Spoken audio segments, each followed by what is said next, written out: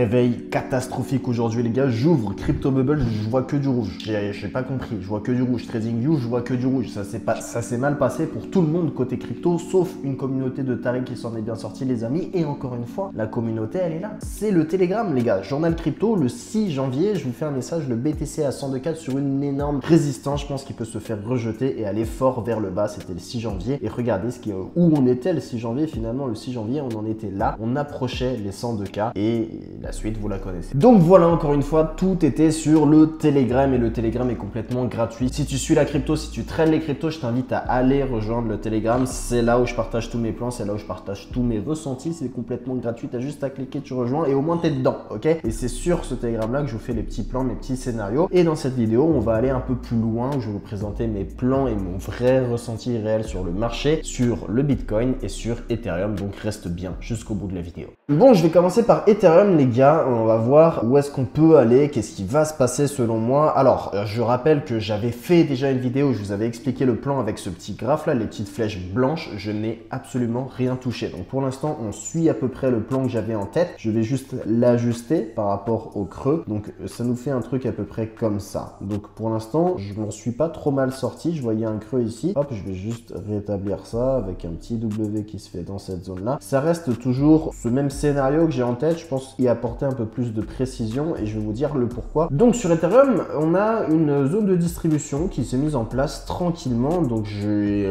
remis à peu près correctement le scénario que j'avais en tête. Ça reste les mêmes tops, les mêmes lows, etc. Bon, c'est juste coordonné avec les bons mouvements. Donc qu'est-ce que je vois dessus? Je pense qu'on peut aller récupérer de la liquidité qui se trouve ici. Donc si je vais chercher les derniers bottoms, j'ai cette zone qui m'intéresse. Là, on peut aller faire la touchette et on vient de la faire. Et cette deuxième zone, ok? Donc entre ces deux zones-là, vous voyez qu'ici, on est allé pile dessus. C'est exactement ce que j'avais en tête sur le plan. Je pense qu'on peut tracer potentiellement une espèce de zone d'accumulation ici. Et je pense que le prix va aller chercher cette zone d'accumulation pour ensuite repartir sur de la distribution. Donc voilà pour le scénario 1 sur Ethereum, c'est aller rechercher cette zone où il y a énormément d'accumulation pour ensuite revenir ici et redistribuer. Donc c'est pas impossible qu'on vienne connaître ce genre de mouvement que j'avais absolument tracé dans ma dernière vidéo, où on vienne rechercher cette zone là des 3500, 3600 sur Ethereum. Donc soit on peut faire un truc comme ça avant le 20 janvier, donc là dans le timing ça nous ferait le 12 janvier, remonter un peu vers les 3005. Et le scénario un peu moins cool, ce serait que cette zone là ne tienne pas et qu'on vienne chercher un peu plus bas, c'est-à-dire les lows de la zone bleue ici, donc au niveau des 3100. Je suis pas hyper fan dans le cas numéro 2 où on vienne casser et revenir directement ici, donc ça reviendrait à ce que j'avais mis avec le petit W ici. Je serais pas hyper fan de ça. Pourquoi? Pour la simple et bonne raison, et ça peut arriver, hein. Je dis juste que je serais pas fan parce que je suis pas à l'aise avec ce qui se passe en dessous. Si je le mets en daily, la zone support juste en dessous, c'est cette zone là, donc qui se situe entre 2850 et 2920, et cette zone là les gars, c'est pareil. Donc en fait, scénario 1, si on reste sur cette zone là d'accumulation en rouge, ça tient, tant mieux, on revient vers les 3005. Scénario 2, bah elle ne tient pas cette zone là et on vient dans les 3100 $, et là à ce moment là pareil, hein, tout le monde aura un peu peur, mais encore une fois je pense que ce sera un bon moment d'acheter vu qu'il faut acheter la peur. Mais scénario un peu catastrophe, ce serait qu'on vienne encore casser ces zones de support et qu'on vienne ici se caler sur les 2009, et les 2009 je vous avoue qu'ils font peur à un peu tout le monde, même si ça reste une belle zone support en daily, en weekly. Et le scénario, je l'ai même pas en tête, hein. Le scénario, on vient casser les 2008 à la baisse, et je vois pas comment on peut partir sur une alt season si Ethereum ne surperforme pas à un moment donné le Bitcoin, ok? Donc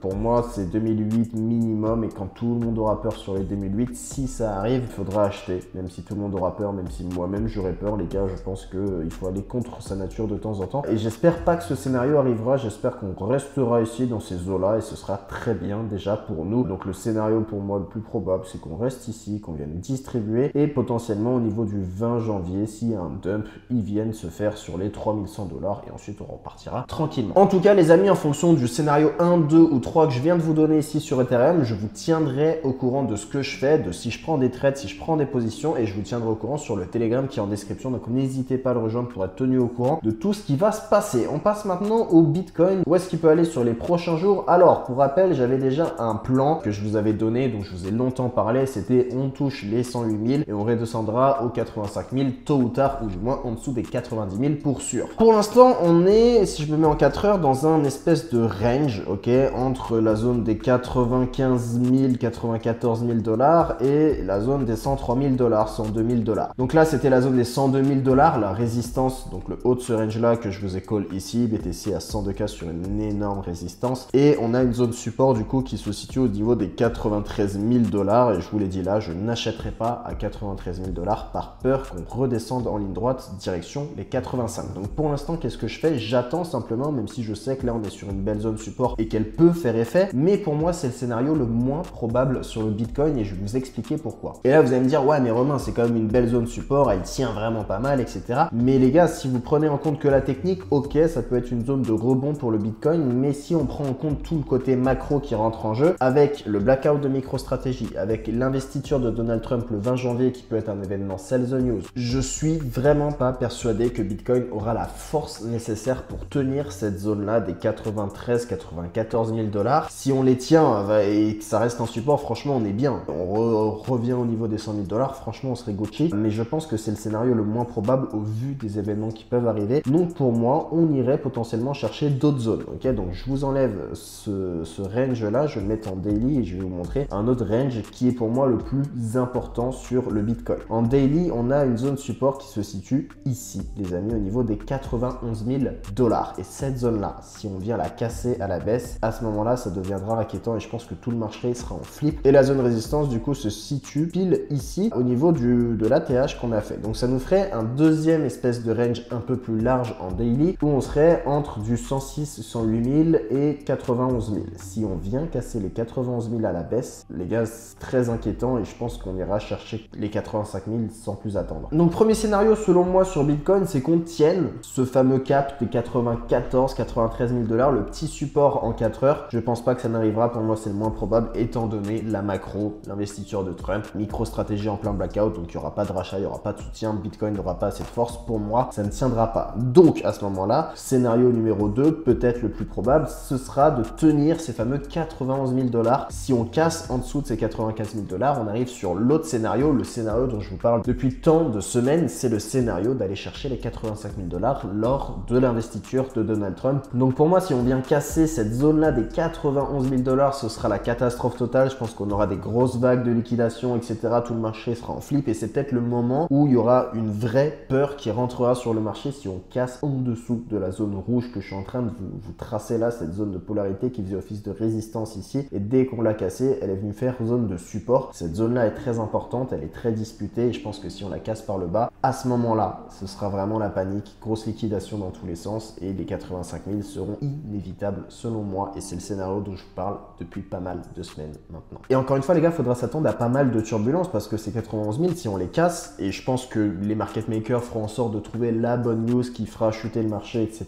À ce moment-là, tout le monde vous parlera du top, que l'ATH du cycle actuel était les 108 000 $, que personne n'avait vu venir. Il y aura peut-être des rumeurs comme quoi Trump ne mettrait pas en place la réserve stratégique de Bitcoin. En fait, ça va partir tellement dans tous les sens que vous allez réellement croire que c'est la fin du bull run à ce moment-là. Si on casse ces 91 000 $, il y aura une vraie peur instaurée sur le marché. 85, on rachète. 85, on rachète. C'est le plan depuis le début. Je vous l'ai dit dans plein de vidéos YouTube, les gars, on s'en tient à ce plan-là. Et encore une fois, je pense que ça arrivera malheureusement. Donc voilà, vous avez tout mon plan sur Bitcoin, sur Ethereum, mes scénarios les plus probables, les moins probables. Et encore une fois, je vous ai fait je vais vous faire, sur mon journal crypto, donc sur mon Telegram, tous mes plans concernant les altcoins, que ce soit sur Solana, sur ING, sur toutes les plus grosses altcoins. Je vous ferai tous mes plans gratuitement, publiquement sur le journal crypto. Le Telegram est juste dans la description de cette vidéo. Donc n'hésite pas à nous rejoindre si ce n'est pas déjà le cas. Et je te laisse là-dessus. C'était Romain. Bisous à tous. Ciao.